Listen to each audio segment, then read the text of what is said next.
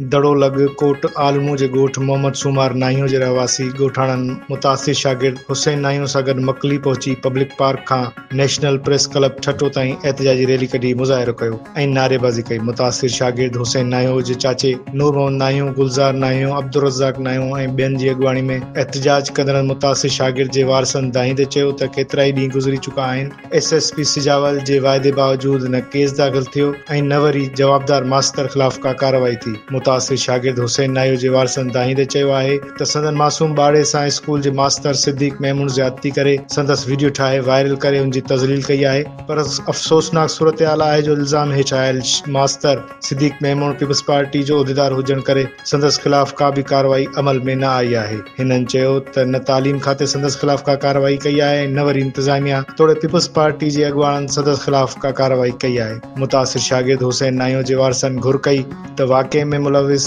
जवाबदार ख़िलाफ़ केस दाख़िल करे इल्ज़ाम हेठि आयल मास्तर खे गिरफ़्तार कयो वञे, खेसि पार्टी उहिदे तां हटाए मुअत्तल करे साणुसि इंसाफ़ कयो वञे। हिननि मामले जी अदालती तहक़ीक़ात जो पिणु मुतालबो कयो आहे।